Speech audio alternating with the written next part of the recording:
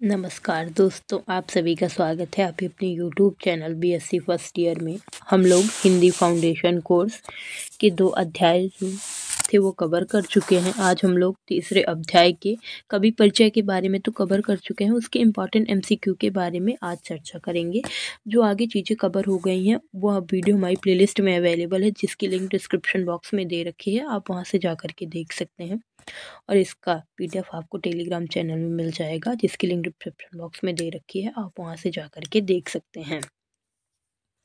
तो चलिए इसकी शुरुआत करते हैं। हमारा पहला क्वेश्चन है, शरद जोशी जी का जन्म किस राज्य में हुआ था? शरद जोशी जी का जन्म किस राज्य में हुआ था? जब हम लोगों ने कवि परिचय पढ़ा था इसके पहले के लेक्चर में, तभी हम लोगों ने पढ़ा था शरद जोशी का जी का जन्म कब हुआ था। ऑप्शन ए है उत्तर प्रदेश, ऑप्शन बी है मध्य प्रदेश, ऑप्शन सी है राजस्थान, ऑप्शन डी है महाराष्ट्र। इसका सही आंसर होगा ऑप्शन बी मध्य प्रदेश। इसका सही आंसर होगा ऑप्शन बी मध्य प्रदेश। शरद जोशी का जी का जन्म मध्य प्रदेश में हुआ था। हमारा दूसरा क्वेश्चन है, शरद जोशी जी का जन्म किस ग्राम में हुआ था? मध्य प्रदेश के किस ग्राम में हुआ था? Option A Bhavai, option B Almora, option C Mau, option D Harsuda. तो इसका सही आंसर होगा ऑप्शन ए भवई। शरद जोशी जी का जन्म भवई नामक ग्राम में हुआ था, जो कि मध्य प्रदेश में है। हमारा तीसरा क्वेश्चन है, शरद जोशी जी का जन्म किस वर्ष हुआ था? ऑप्शन ए है 1921, option B 1931, option C 1941, option D 1951। तो इसका सही आंसर होगा ऑप्शन बी 1931। शरद जोशी जी का जन्म 1931 में हुआ था। हमारा चौथा क्वेश्चन है, शरद जोशी मुख्यतः किस विधा के लेखक थे? मतलब शरद जोशी जी कौन सी विधा लिखते थे? कविता, व्यंग, उपन्यास, नाटक। ऑप्शन ए कविता, ऑप्शन बी व्यंग, ऑप्शन सी उपन्यास, ऑप्शन डी नाटक। तो इसका सही आंसर होगा ऑप्शन बी व्यंग। शरद जोशी जी मुख्यतः व्यंग के लेखक थे। व्यंग जो विधा थी उसकी लेखक थे शरद जोशी जी। व्यंग के लेखक शरद जोशी जी। फिर हमारा पांचवा क्वेश्चन है, शरद जोशी जी ने किस धारावाहिक के लिए लेखन किया था? Option A Malgudi days, option B Lapataganj, option C Chanakya, option D Buniyaad. तो इसका सही आंसर होगा लापतागंज। लापतागंज के लिए धारावाहिक के लिए लेखन जो था शरद जोशी जी ने ही किया था। ऑप्शन बी इसका सही आंसर होगा ऑप्शन बी। हमारा छठा क्वेश्चन है, उनकी किस कृति को विशेष प्रसिद्धि मिली है? मतलब उनकी कौन सी कृति जो है बहुत प्रसिद्ध है? Option A Parikrama, option B Gaban, option C Chitralekha, option D Godaan. तो इसमें 200 तो गबन और गोदान प्रेमचंद्र जी की वो हैं कृतियां, तो कैंसिल ही कर दो। चित्रलेखा और परिक्रमा बचती है, तो इसका सही आंसर होगा परिक्रमा। ऑप्शन ए सही आंसर होगा परिक्रमा। उनकी जो कृति थी उसको बहुत प्रसिद्धि मिली थी।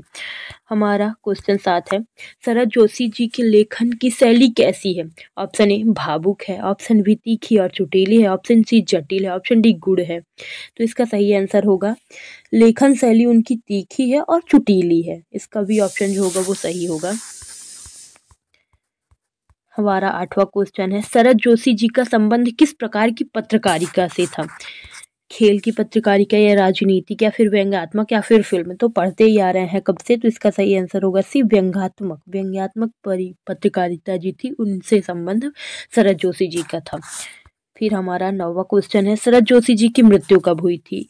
Option A 1981, option B 1991, option C 2001, option D 2011। तो इसका सही आंसर होगा 1991 में शरद जोशी जी का मृत्यु हो गई थी। 1991 में शरद जोशी जी की मृत्यु हो गई थी।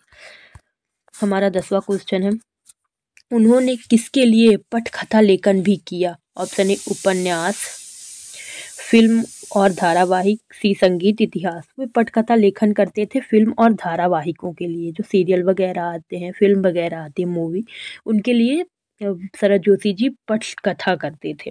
तो इसका ऑप्शन बी जो होगा सही होगा। हमारा 11वां क्वेश्चन है, शरद जोशी जी का किस साहित्यिक विधा में गहरा प्रभाव पड़ा है? ऑप्शन ए महाकाव्य, ऑप्शन बी व्यंग लेखन, ऑप्शन सी विज्ञान कथा, ऑप्शन डी आत्मकथा। तो इसका सही आंसर होगा ऑप्शन बी व्यंग लेखन। फिर हमारा 12वां क्वेश्चन आता है, उनकी प्रसिद्ध कृति किस प्रकार की रचना है? ऑप्शन ए कहानी संग्रह है, ऑप्शन बी निबंध संग्रह है, ऑप्शन सी उपन्यास है, ऑप्शन डी कविता संग्रह है। तो इसका सही आंसर होगा ऑप्शन बी निबंध संग्रह है। उनकी प्रसिद्धि जो वो थी वो किसी बहाने इनकी एक कृति थी जो कि निबंध संग्रह थी, बहुत प्रसिद्ध थी वो। हमारा 13वां क्वेश्चन है, शरद जोशी जी किस शहर से शिक्षित हुए थे? ऑप्शन ए भोपाल से, ऑप्शन बी उज्जैन से, ऑप्शन सी इंदौर से, ऑप्शन डी ग्वालियर से। तो इसका सही आंसर होगा ऑप्शन सी इंदौर से।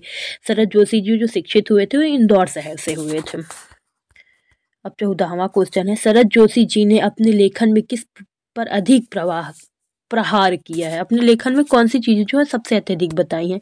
धर्म, ऑप्शन बी राजनीति और समाज, ऑप्शन सी प्रेम, ऑप्शन डी शिक्षा। तो हमने पढ़ा ही था थ्योरी जब एक्सप्लेनेशन कर रहे थे, राजनीति और समाज पर उन्होंने गहरा प्रभाव दिया है, अधिक प्रभाव दिया है शरद जोशी जी। हमारा 15 क्वेश्चन है, शरद जोशी जी की मृत्यु किस शहर में हुई थी? ऑप्शन इधर उधर हो गए हैं, एक सेकेंड। शरद जोशी जी की मृत्यु किस शहर में हुई थी? ऑप्शन ए इंदौर,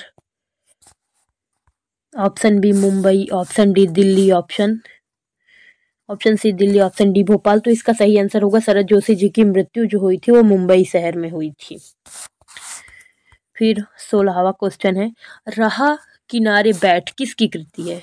रहा किनारे बैठ, रहा किनारे बैठ, रहा किनारे बैठ, रहा किनारे बैठ, ये कृति जो है मुंशी प्रेमचंद्र जी की, ऑप्शन बी शरद जोशी जी की, option C Harivansh Rai Bachchan, option D Jaishankar Prasad. तो शरद जोशी का ही अध्याय है, तो इसमें पढ़े भी थे हम लोग थे और एक्सप्लेनेशन में कि शरद जोशी की कृति है।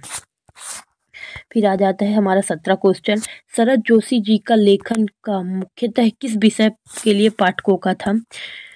तो ऑप्शन ए है बाल साहित्य, ऑप्शन बी है साधारण और आम जनमानस, ऑप्शन सी उच्च वर्ग, ऑप्शन डी शोषित। तो इसका सही आंसर होगा ऑप्शन बी साधारण और आम जनमानस के लिए उन्होंने मेन पाठक जो था उनके लिए था।